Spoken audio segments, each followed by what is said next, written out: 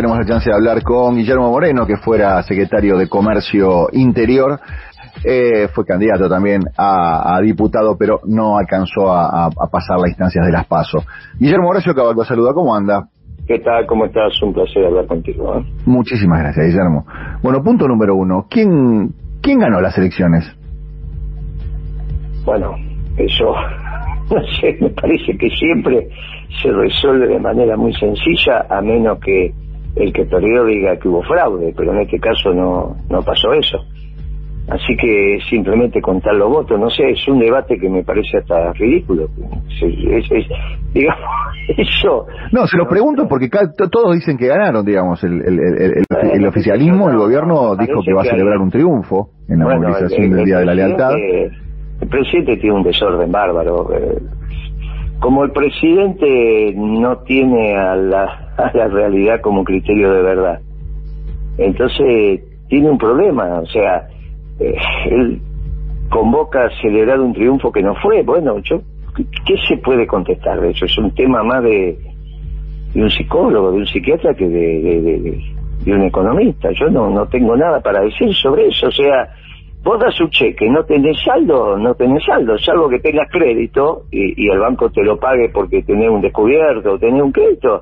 No tenés saldo, es así de fácil. Si das un cheque y no tenés saldo y no tenés crédito en descubierto o un crédito, bueno, te viene rechazado, punto.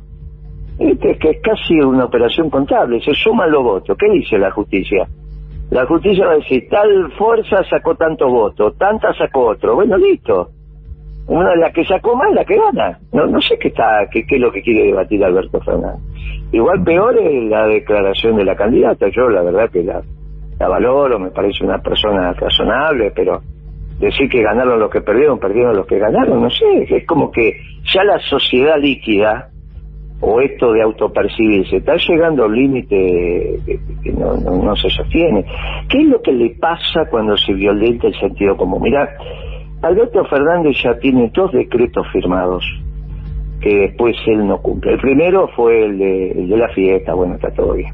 Ya lo explicó, ya lo hizo, bueno, ya está, da vuelta a la página.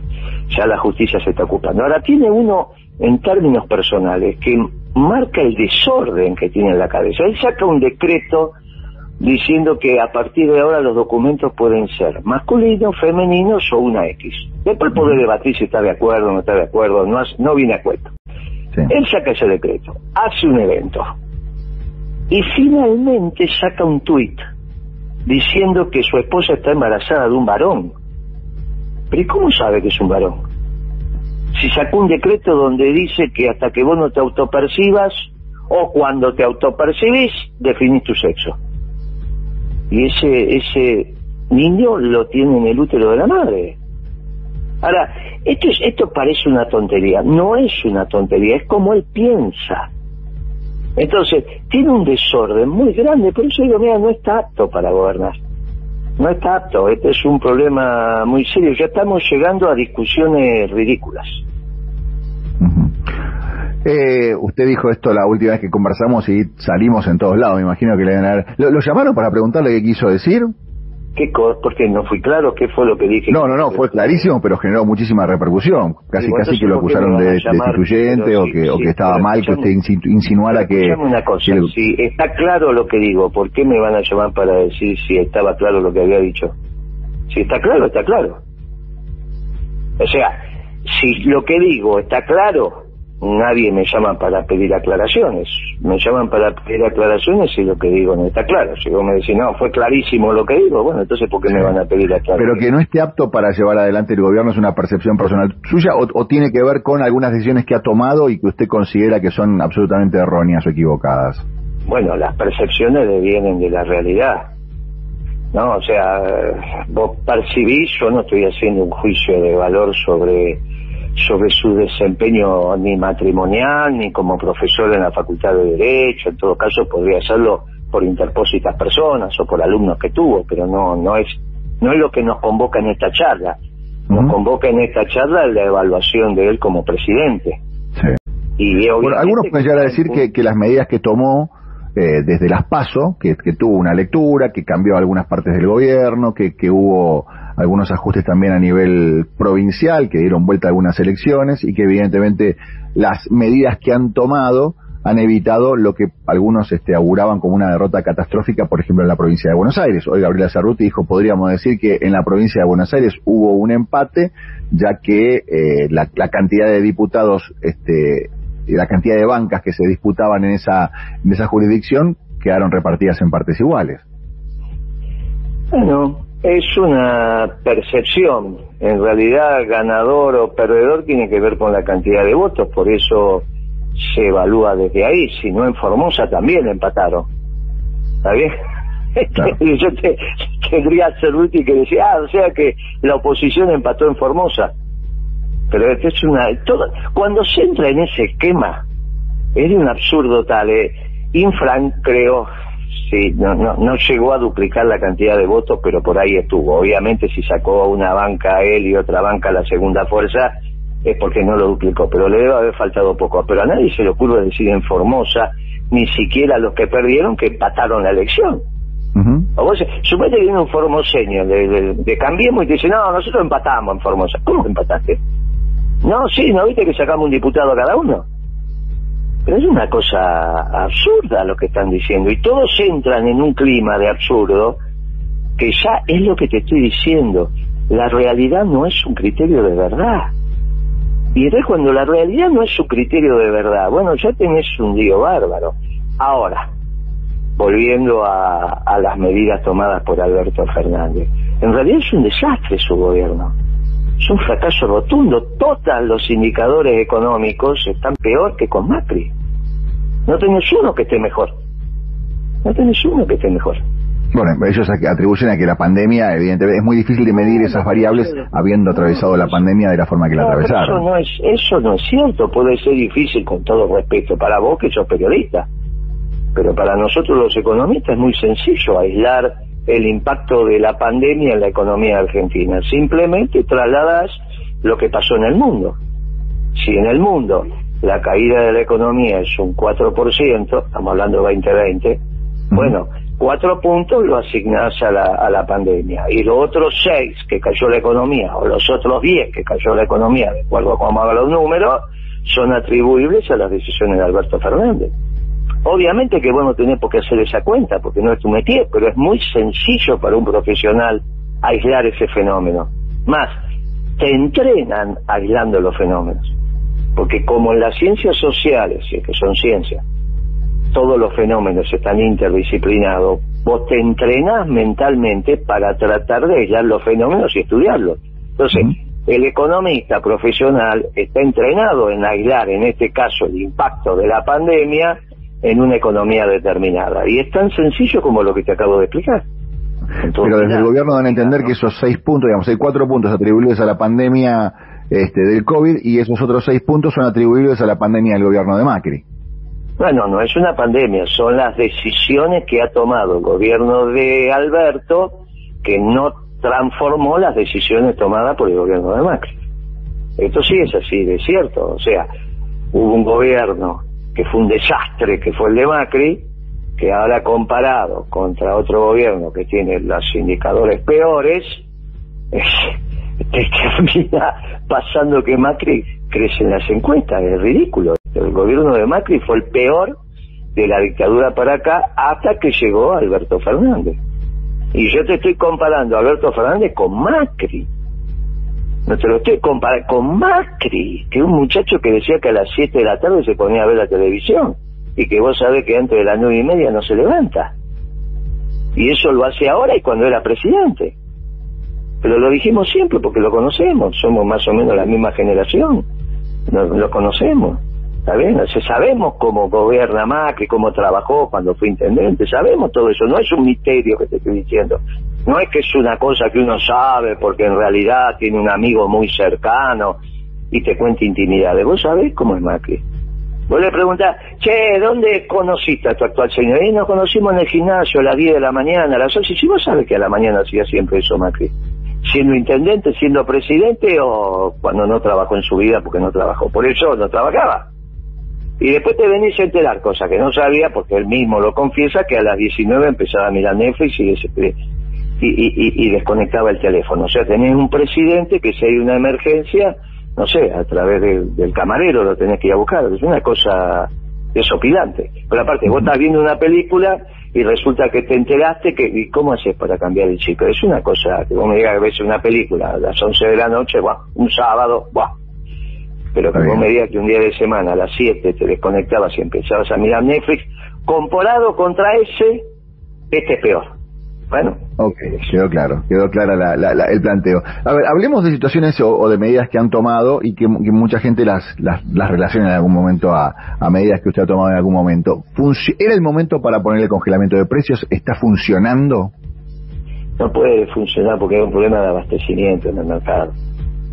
El insumo, yo creo haberlo conversado contigo también, el insumo clave que tamiza toda la producción de la Argentina son los dólares.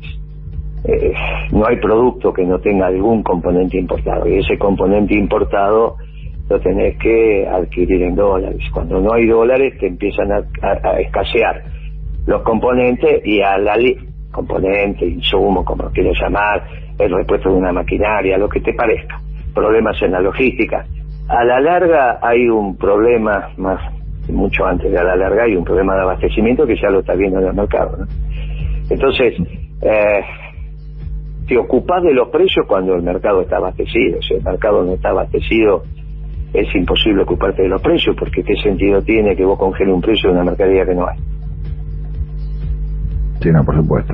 No, y lo que preocupa mucho es que a pesar del congelamiento de precios, el congelamiento de tarifas, el congelamiento de muchas cuestiones, la inflación no disminuye, digamos, está en 3.5, y no hay un horizonte de que esto... La pregunta que yo te hago, ¿la mercadería está? Porque si no está, no tiene importancia que esté congelada. Bueno, muy bien. ¿Qué es lo que pasa con el encuestador del INDEC, sea telefónico o presencial, cuando va a relevar un precio de una mercadería que no está? ¿Qué hace el hombre o la mujer? Agarra el sustituto. ¿Está bien? Eso está tabulado, está explicado. Mire, si no hay leche la Serenísima entera en sachet, usted me releva el precio de tal. ¿Está bien? Obviamente, si de casualidad no hay en un local porque se acabó, vos después, cuando haces la evaluación de todos los relevadores de precio y ves que en 5 locales no había leche la Serenísima y en 48 había, no hay ningún inconveniente. Fue un problema de abasto en ese momento puntual, no modifica para nada la situación. Ahora, si vos empezás a tener un promedio importante de falta de la mercadería, el supervisor lo que dice, me la reemplaza por esta. Te pasa un día, te pasa 2 días, al tercer día le decís, mire, si no hay, ya traiga el precio de esto. Y bueno, eso es lo que te está pasando. Entonces, la inflación empieza a reflejar la variación del precio del producto que hay, no del que no hay. Sí, claro. Entonces, en la medida en que los productos no están, te releva del precio de lo que están. Es así ahora, antes, y será después. O sea que esto... Guillermo, y la pregunta, a ver, ¿los responsables de la inflación son el señor Cotto, el señor Walmart, el señor Jumbo, el señor Carrefour? Mirá, todo depende de las circunstancias. A veces puede pasar que sea, y otras veces no. Otras veces el contexto es macroeconómico. La inflación es multicausal. No hay una sola causa.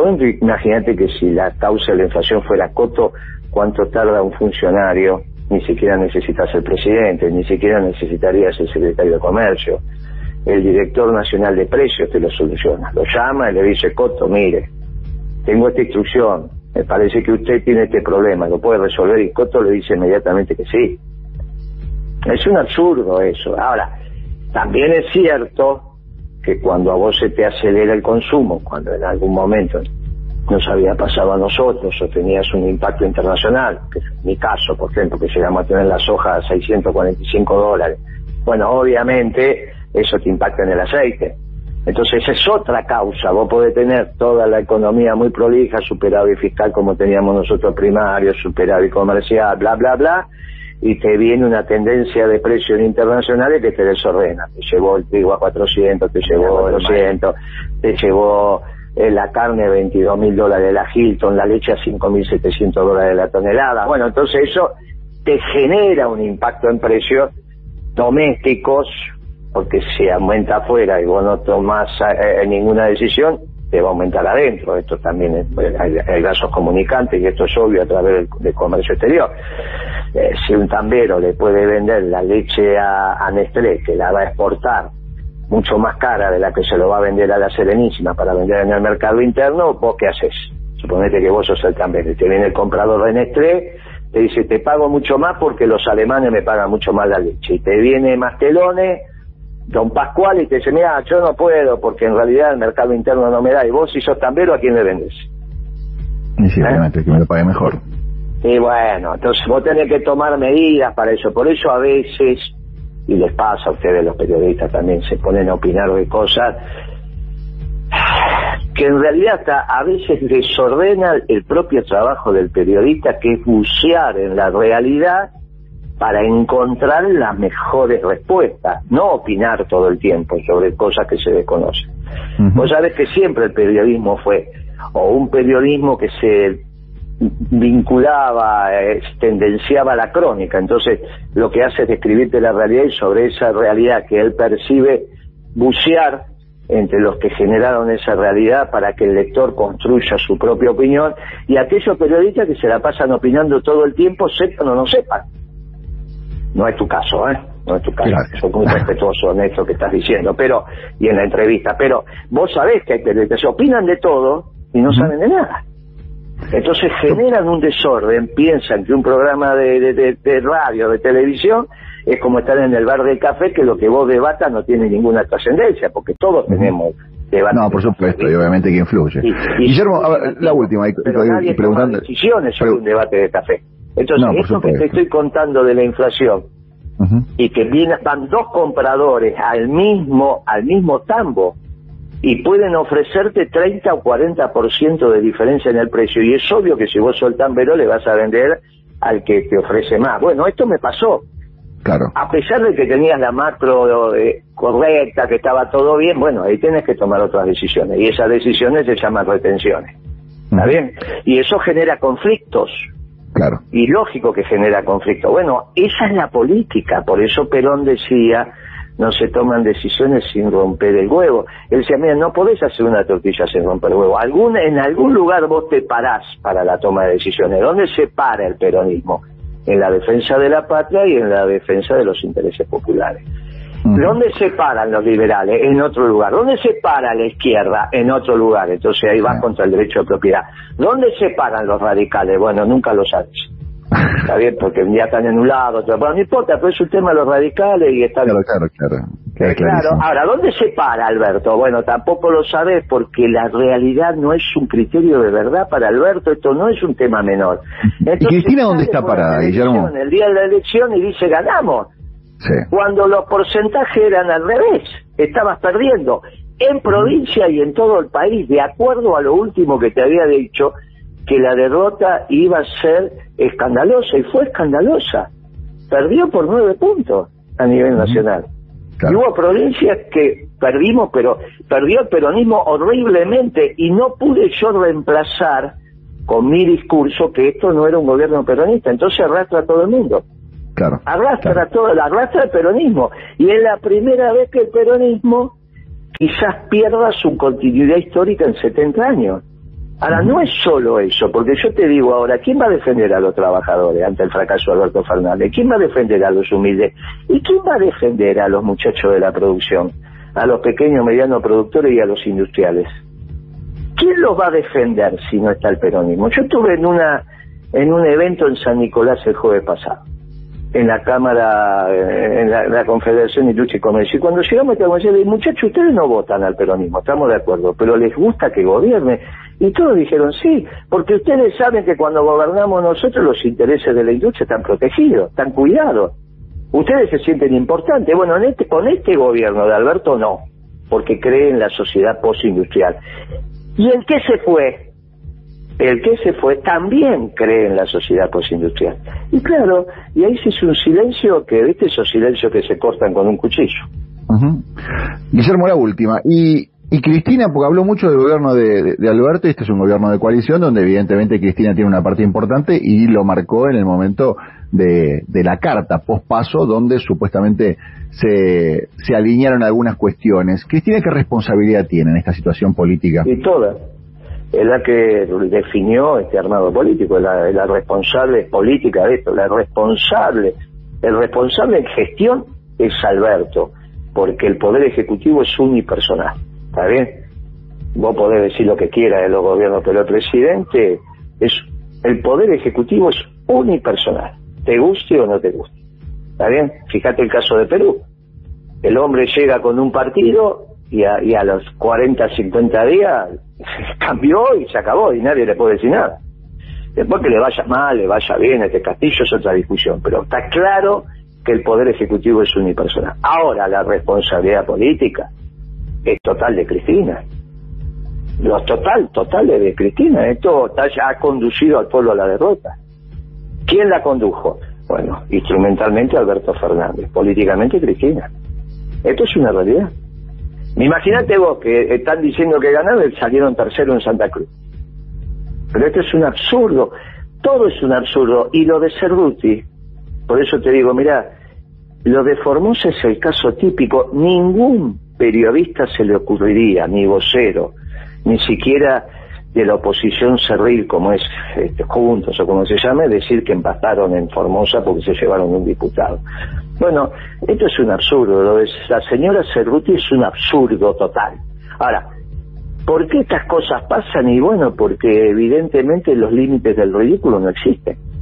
¿Y por qué no existen los límites del ridículo? Y porque se parece ser que si vos no te autopercibís ridículo, no sos ridículo, hagas lo que hagas. Entonces mañana te vas a comer un flan dentro de una sopa de verdura y vas a decir que eso es comer bien. Ah, bueno, mira qué interesante. Viste, se supone que la vida transcurre donde los límites del ridículo vos intentás no pasarlo, ¿está bien? Entonces no te vestís con una musculosa y te pones una corbata, salvo que no vas vestido así por la calle, no lo ves en general, ¿está bien? Ahora, si vos decís, mira qué divertido y qué buena combinación, y esto no pasa, bueno, listo, como te autopercibís elegante, te empezás a vestir así. Y eso es lo que le pasa a Alberto Fernández en las grandes decisiones políticas y en los decretos que firma. Por eso lo del hijo es un tema importante, por eso te lo conté. Firma un decreto y después dice que tiene un hijo varón, porque le vieron los genitales en una ecografía. Pero si a los genitales no son el criterio para vos de definición del sexo, si no lo son, ¿por qué decir que tenés un hijo varón? Bueno, él funciona así.